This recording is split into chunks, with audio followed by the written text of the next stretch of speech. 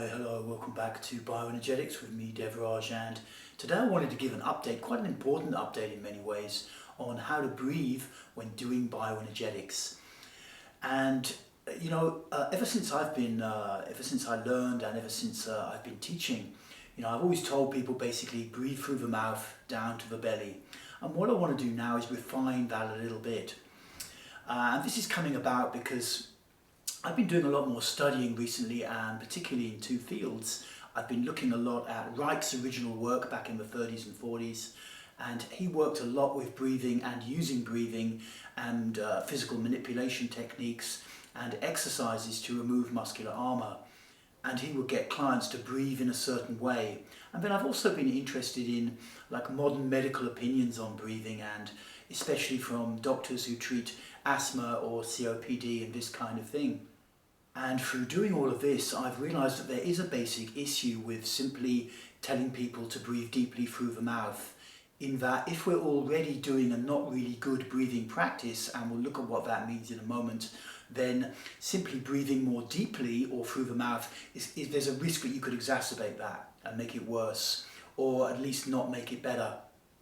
And whilst it is the case that doing bioenergetics over a longer period of time will tend to correct breathing problems, of course it's also good to know how to do it first, so that's my reason for making this video.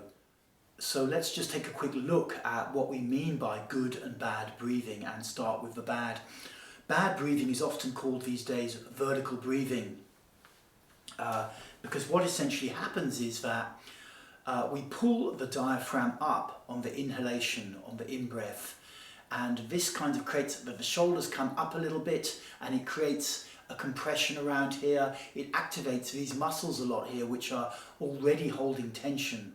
And so pulling the diaphragm up tends to maintain tension in the neck and shoulder area, and this obviously is not healthy. Let's take a look at what it looks like, bad breathing. I'm just going to breathe, my diaphragm is around here in case you're not sure, and I'm just going to breathe in this bad way, which actually unfortunately feels quite natural to me.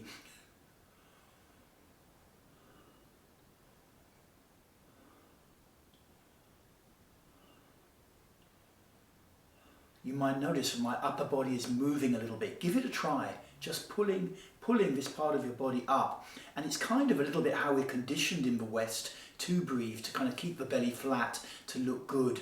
But this is really not a healthy technique for breathing. It's not going to kill you, but it means that you will be shallow breathing and you will be maintaining a lot of tension in this area.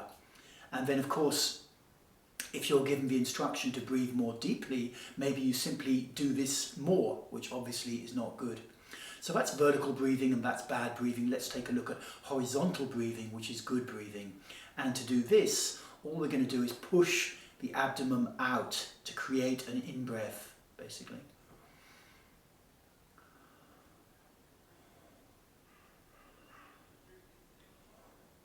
And I'm really sticking it out. I'll show you from the side in a moment, but you can see my shoulders and upper body are not really moving now.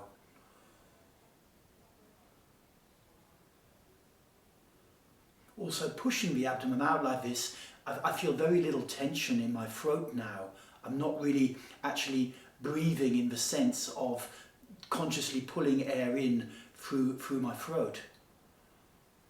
It's like my belly is creating a vacuum in my lungs, and air is just coming in and out. Let's look from the side because it's easier to see. I'll just tuck my t-shirt in to make it more tight.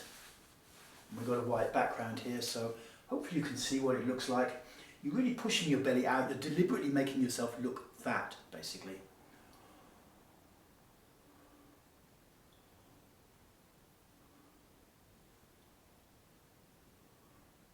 Hopefully you can see that.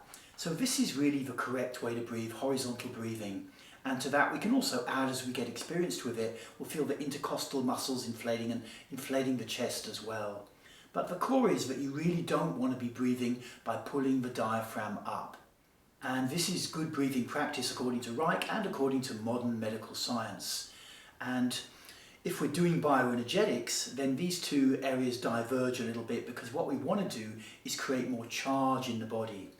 And so when we're doing bioenergetics, we're going to breathe, we're really going to take some air in. We're going to reduce the amount of time between the in-breath and out-breath, in the sense that We still breathe in for like up to 5 to 10 seconds and breathe out for 5 to 10 seconds, but we reduce any kind of hanging out time in between. So from the in breath, we go straight into the out, and the out straight into the in, usually called connected breathing. So for example, the bow posture, stretching like this, and then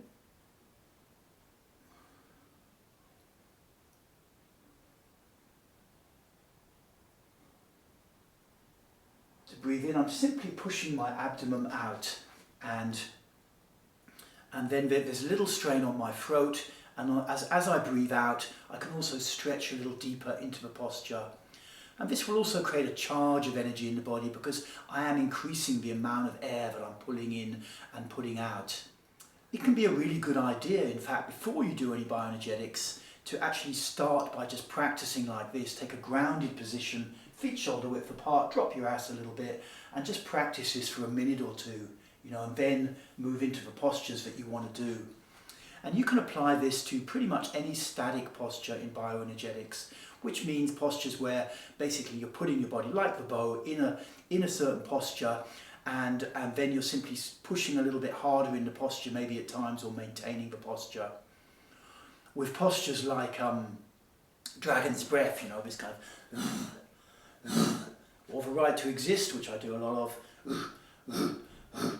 You may not initially be so easy to work this breathing technique in, but certainly with the static postures, it's really good practice to make sure you're doing it like this, and it will greatly increase how much benefit you get from doing bioenergetics.